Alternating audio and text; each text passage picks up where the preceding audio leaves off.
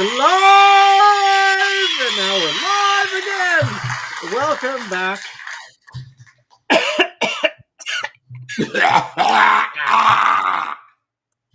Welcome back to the Crafty Boys, where we are doing, and I totally did not mention this in the last stream, 5 minutes ago. But we're doing the last couple days of the 12 Days of Christmas, which of course goes from New Year's Day, Christmas Day, all the way to the 6th of January. So welcome back. We are on day 11, technically. Actually, today is day 11. Yeah. Yes, never mind. We did day 10 just 5 minutes ago. So yeah. So this next beer is called the ESB1 Can Conditioned ESB, which sounds really interesting. Whoa, excuse me. Wow. You should have chugged that whole beer. Shane. I know. It should have done. The flavor notes for this beer today are balanced, soothing, refined, and proper, which I am not, apparently. Proper. So let's see. So pirate radio in the UK first became widespread in the early 1960s when music stations started to broadcast from offshore ships or disused seaports. At the time, these stations were not illegal because they were broadcasting from international waters. The stations were set up by entrepreneurs and music enthusiasts to meet the growing demand for pop and rock music, unavailable from the BBC and other radio services. Now, there was a movie that was based on that, featuring Philip Seymour Hoffman. That's right. That was called Pirate Radio. And that was quite good, I seem to I remember. did enjoy that one. The peanut gallery is here. Peanut gallery. Here's yesterday's beer, and then we're drinking today's beer. So, I have to say I am a fan of ESB beers. What does ESB stand for, Shane? Enlighten us. ESBs are I want to say East Side Bitter, but that's totally not it. Extra special. Thank you, Peanut Gallery. The extra special beer. So here we go. Extra special bitter. Thank you. Extra special for us who are extra special. Oh, I like that. Look at that head.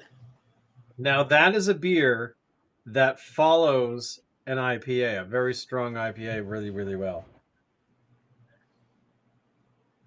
It's smooth. It's got a very mild kick to it.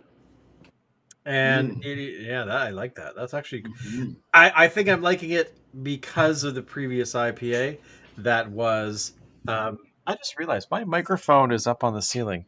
There we go. How's that? Anyway, so now you can hear me. But there you go. So yeah, I'm enjoying it. It's good. I'll be honest. I still have the flavor of the IPA that I just chugged, me too. On the palate, and I kind of wish that I didn't. So I don't feel like I can be completely fair and honest with this beer. I can't be fair and honest about this particular beer because of reason. Because my palate has been spoiled. That's the one problem with the one inconvenience of a strong IPA is that hop flavor just really sticks with you for quite some time. But I will point out that this one, on the plus side, has no seagull poop in it. Well, that's good because I think that that would be bad. Seagull poop is not the greatest. I don't think it's a common ingredient. No, definitely not. It is something that I think is a decent experience, but it's not the only experience. If you get what I mean. Oh, what did I just become a pirate? There we go. Because we're talking about pirate radio. Pirate radio, yes. We're going to be listening to... Who wants to listen to the Beatles? Which reminds me, have you been watching that the Beatles Get Back thing? Yes, I have. I've only made it through the first one so far because I was Yeah, I'll just turn this on, it'll be great. 3.5 hours later. Oh, is that only the first episode? yeah, Yeah, so no, it I'm was halfway through the second episode, and I'll be honest, I kind of like I pull out my phone and I start searching stuff, and I'm listening in the background, right? It's not something that you can really sit down and watch intently. It's something that you have on in the background while you're doing something else. it's like a reality TV show in a way, like an edited reality show that's edited to have multiple episodes in one sitting. Um, yeah, it's actually I did the same thing in the first one. I was kind of like, I'm finding this really fascinating. I'm finding this really interesting. But one I'm thing, finding this a bit of a bore, but it's like watching paint dry sometimes.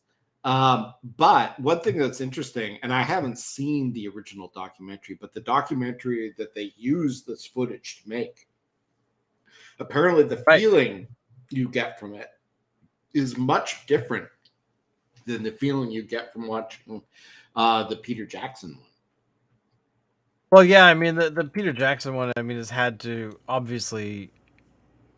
I mean, what did they say? Something like 80? No, 50, 57 hours of okay, footage. so the original documentary left you feeling like they hated each other and they couldn't wait to get away from, couldn't wait to break up.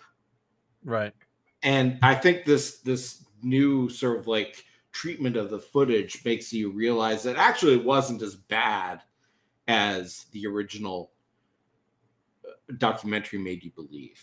They had a lot of fun and good moments, and they actually did, I think, genuinely enjoy working. The first one made it look like that. Like it was very much like they were having a blast. They were, they understood that they were the idea that they were, because instantly I was thinking they have only 2 weeks to, or less than a month anyway, to pull off a new album and a live performance of said new album music. And I'm like, so the first, like, I don't know, hour is them sort of getting used to the fact they're in this new location where they don't think is great, and then they're playing stuff they wrote, when they were teenagers, just to kind of get into that mode, and then after that they were not necessarily excited for what they were doing, because I think everyone around them realized, this is kind of a stupid idea.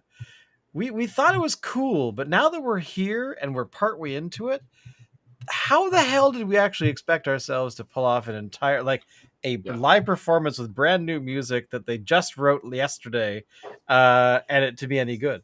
So yeah, I mean, that I think was what fueled, at least at the beginning anyway, so far for what I've watched, has fueled a lot of kind of crazy realizations.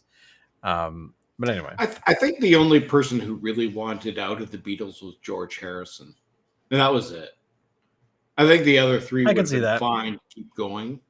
But the other thing that I find interesting is there's the long-held thought that the rest of the group didn't like Yoko, that she was sort of, a divisive factor. You can be my Yoko Ono. Yeah. But, watching the Peter Jackson documentary, it's like she was there, and I think people were maybe a little bit creeped out by it, but they were also kind of understanding. I mean, George Harrison had his Hare Krishna friends sitting cross-legged in the corner. I remember, like, I don't know, 15, 20 minutes into it, and I'm watching with my dad. My dad's like, who the hell is that guy? Like, I have no idea. They've pointed a camera at him like 3 times, and they've not explained a thing. Like, did this guy just wander in? And then suddenly it's like, oh, that's George Harrison's friend, so-and-so and so-and-so. Oh, okay, cool. The guy was just, like, hanging out. Which in the second episode, Yoko Ono just seemed to be hanging. Oh, has he got 2? Oh, don't spoil it.